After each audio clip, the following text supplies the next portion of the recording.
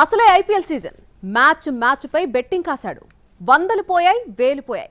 చివరకు లక్షల రూపాయలు పోగొట్టుకున్నాడు. బైక్, ఫోన్ తాకట్టు కూడా పెట్టేశాడు. అప్పుల పాలయ్యాడు. చివరకు చేసేది లేక ఆత్మహత్య చేసుకున్నాడు ఒక విద్యార్థి.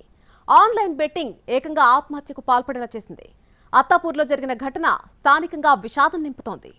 4లు, 6ల వర్షం, ధనాధన్ వికెట్లు, ఉత్కంఠ రేపే మ్యాచ్లు, ఇవన్నీ తెర మీద కనిపించేవి మాత్రమే. తెర వెనకంతా బెట్టింగ్ మాయాజాలం. ఏ టీం గెలుస్తుంది, ఏ టీం ఓడుతుంది అనే బెట్టింగ్ కాదు. బాల్కి లక్షలు, కోట్లలో బెట్టింగ్. Match fixing. బాల్ వేసేది బౌలరే కావచ్చు, కానీ వేయించేది బుకీ. బ్యాటర్ కొట్టే ప్రతి 6, 4 బుకీ కొట్టించేదే. తెర వెనక మాయాజాలం అని తెలియక అమాయకులు బలవుతున్నారు. బెట్టింగ్లు పెట్టి లక్షలు పోగొట్టుకుని అప్పుల పాలై ఆత్మహత్య చేసుకుంటున్నారు.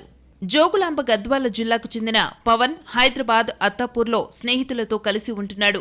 బీటెక్ పూర్తి చేసిన పవన్ హైదరాబాద్కొచ్చి స్నేహితులు గౌతమ్, రోహిత్లతో కలిసి ఓ ఇంట్లో అద్దెకుంటున్నాడు. ఐపీఎల్ సీజన్ స్టార్ట్ అవ్వడంతో మ్యాచ్లపై ఆన్లైన్ బెట్టింగ్ పెట్టాడు. తానాడిన మ్యాచ్లు గెలుస్తూ ప్రతిరోజు డబ్బులు వస్తుండటంతో ఈజీ మనీకి అలవాటు పడ్డాడు. బెట్టింగ్ కాసే మొత్తం పెంచాడు. 100ల నుంచి 1000, 1000 నుంచి లక్షల రూపాయలు పెట్టడం స్టార్ట్ చేశాడు.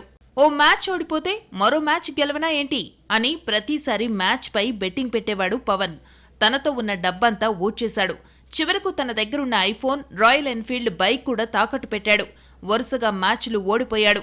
స్నేహితులు, కుటుంబ సభ్యుల వద్ద అప్పు చేశాడు. అవి కూడా పోగొట్టుకున్నాడు. చివరకు ఊర్లో ఉన్న తండ్రికి ఫోన్ చేసి బెట్టింగ్లో డబ్బులు పోగొట్టుకున్నానని, కొంత డబ్బు అవసరమని అడిగాడు. తండ్రి 90,000 రూపాయలు పంపించాడు. ఆ డబ్బు కూడా బెట్టింగ్ కాసి పోగొట్టుకున్నాడు. మ్యాచ్లు కలిసి రావట్లేదు.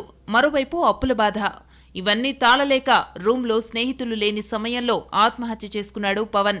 తండ్రి వ్యవసాయం చేస్తూ కొడుకును మంచిగా చదివించి ప్రయోజకుణ్ణి చెయ్యాలనుకున్నాడు. కానీ పవన్ మాత్రం బెట్టింగ్కి బానిసై ఆత్మహత్య చేసుకున్నాడు. అటు కన్నవారికి కడుపు కోతను మిగిల్చాడు.